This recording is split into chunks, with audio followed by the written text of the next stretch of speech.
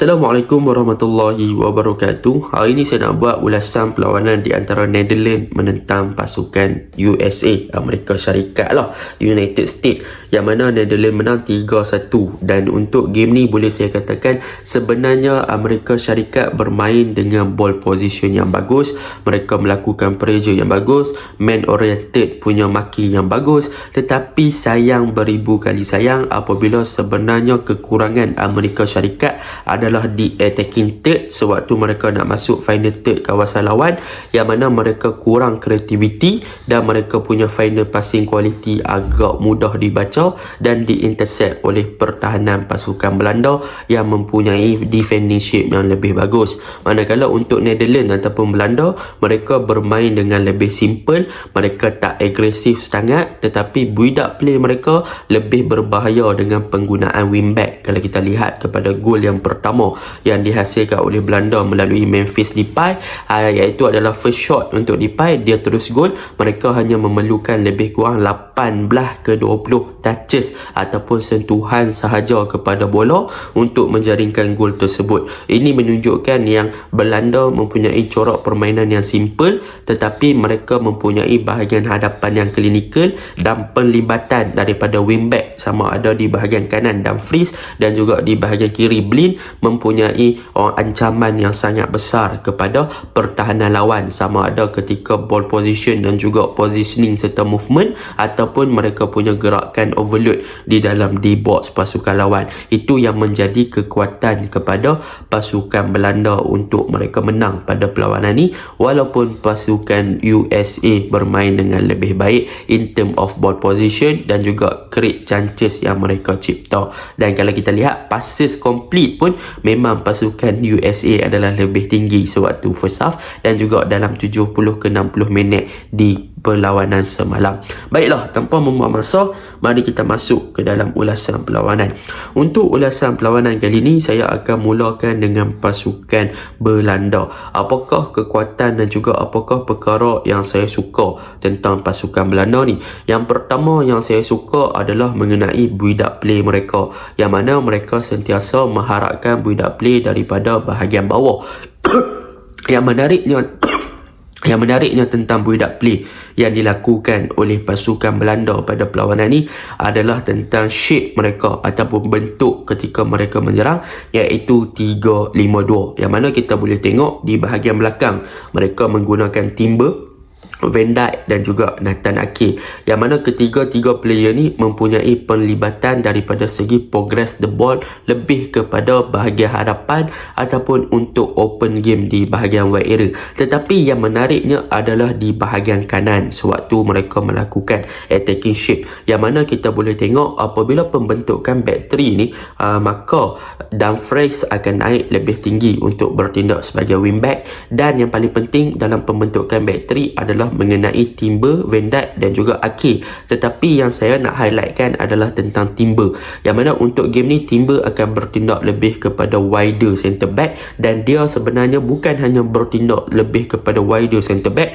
beliau juga sebenarnya telah mengambil posisi untuk berada di posisi Dumfries, iaitu berada di full back. Sebab apa saya kata begini? Sebab untuk Timber dia akan lebih memberi sokongan dan juga support kepada Dumfries untuk beliau naik lebih tinggi. Jadi apabila Timber dah memberi support kepada Dumfries di bahagian kanan untuk membolehkan Dumfries bertindak sebagai wingback dengan sangat baik, so Dumfries boleh bertindak sebagai winger untuk bergerak lebih hadapan dengan advance. Sebab apa? Sebab dia tidak perlu merisaukan yang kawasan dia tu terexpose ataupun terdedah untuk counter, sebab Timber dah ambil position dia untuk memastikan yang sekiranya pasukan lawan nak counter balik dekat situ, Timber dah ada untuk mematahkan serangan pihak lawan. Dan disebabkan Dumfries boleh bertindak dengan lebih advance untuk kawasan di bahagian sayap pasukan Belanda, kita boleh tengok kehebatan daripada Dumfries ni bukan daripada segi dribbling ataupun bukan daripada segi kecepatan ataupun pace dia, tetapi Dumfries ni dia ada kelebihan, iaitu daripada positioning, yang mana kita boleh tengok apabila bermain sebagai seorang wingback, Dumfries pandai untuk menempatkan diri dalam posisi yang kosong untuk beliau berada dalam kedudukan yang selesa untuk melakukan cutback masuk ke dalam di box pasukan lawan. Dan apabila dia berada dalam kedudukan yang kosong, dia boleh mendapat bola yang baik dan dia tidak dijaga. Dan dia punya kelebihan lagi dekat sini adalah mengenai passing accuracy dia, yang mana passing accuracy yang ditunjukkan oleh Dumfries boleh dikatakan tepat untuk mencari target man pasukan ataupun pemain-pemain rakan dia di box pasukan tu untuk menjaringkan gol. Jadi apabila dia berjaya macam tu, dia berjaya untuk cipta 2 assist, satu kepada Depay dan satu kepada Blind, yang mana kedua-dua player ni sentiasa berada dalam kotak penalti lah. So Dumfries ni passing accuracy dia bagus dan dia punya positioning pun bagus. Dan in term of attacking, bukan 2 assist tu sahaja yang dia berjaya cipta, tetapi ada beberapa peluang yang lain yang dia berjaya melakukan cutback ataupun hantaran ke dalam kotak penalti, tetapi sayanglah gagal disambut dengan baik. Tetapi overall memang boleh dikatakan beliau bermain dengan sangat cemerlang. Dan apa yang menarik tentang wingback pasukan Belanda ni bukan hanya kepada Dumfries sahaja, tetapi dia kepada Blind. Kenapa saya kata begitu? Sebab apa yang perlu kita faham dalam penggunaan ataupun pasukan Belanda punya corak permainan, mereka bermain dalam corak yang simple dan corak yang mudah sahaja. Jadi apa yang mereka lakukan adalah mereka attacking build-up play yang dilakukan oleh mereka adalah menggunakan wingback. Contohnya saya bagi contoh pasukan Belanda, mereka menyerang dan menggunakan wingback di bahagian kanan, maka wingback di bahagian kiri iaitu Daley Blind ataupun player di bahagian kiri iaitu Depay, mereka akan masuk ke dalam di box untuk menyambut hantaran daripada bahagian kanan. Dan sekiranya bahagian kiri pula bermain untuk build up play di situ, attack di bahagian kiri, maka pemain di bahagian kanan seperti Dumfries dan juga Gakpo, mereka akan involve untuk berada dalam kotak penalti. Tu sebabnya kita boleh tengok belah kanan bawa bola, belah kiri skor, belah kiri bawa bola, belah kanan skor. So that is the good point lah tentang taktikal daripada Van Gaal ni untuk pasukan Belanda, attacking melalui build up, dan mereka juga dapat support yang bagus daripada bahagian tengah, dan striker mereka pandai untuk menempatkan diri dan di bahagian yang tertentu. Contoh bahagian kanan attack, bahagian kiri masuk kotak penalti, bahagian kanan, bahagian kiri attack, bahagian kanan masuk kotak penalti.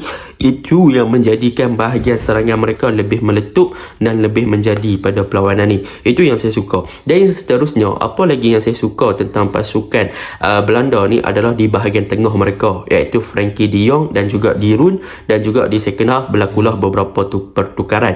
Apa yang kita boleh lihat pada pertukaran yang berlaku ataupun bahagian tengah ni adalah Frankie de Jong pada perlawanan ni, beliau tidak terlalu naik lebih tinggi. Beliau sentiasa turun untuk backup ataupun berada di kedudukan bersama dengan Nathan Ake dan juga Van Dijk, yang mana pembentukan back four di belakang. So benda tu there is a good positive thing. Sebab apa? Sebab De Jong kita kenal dia adalah player yang balance, attack dia boleh, defend dia boleh. So apabila dia lebih balance di bahagian tengah, dia pandai untuk menetralkan bahagian tengah pasukan lawan untuk tidak terlalu advance. So De Jong dia akan sentiasa backup bahagian pertahanan untuk membentuk back four di belakang. So apabila kena counter, tak ada masalah. Sebab apa? Sebab numbers of player pasukan Belanda dah ada lebih ramai di belakang.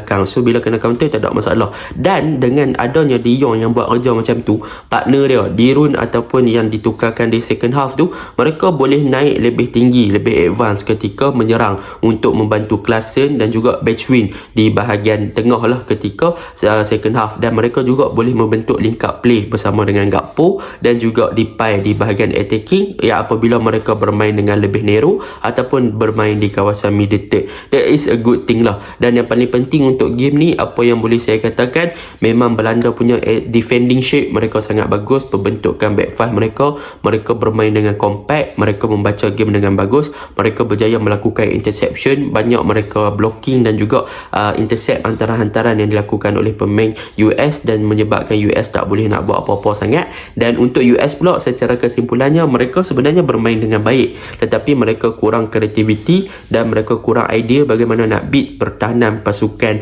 Belanda yang mempunyai ketinggian dan sebagainya. Dan yang paling penting, mereka punya final quality passing agak kurang, terutamanya di kawasan final third. So execution dan juga final passing tu mereka kena perbaiki. Tetapi in term of gameplay mereka dah bagus. Jadi belajarlah daripada Belanda, yang mana secara defend mereka defend total, attack mereka attack simple dan mereka menang. So that is a good thing lah tentang Belanda. Jadi itu je lah udah saya. Assalamualaikum.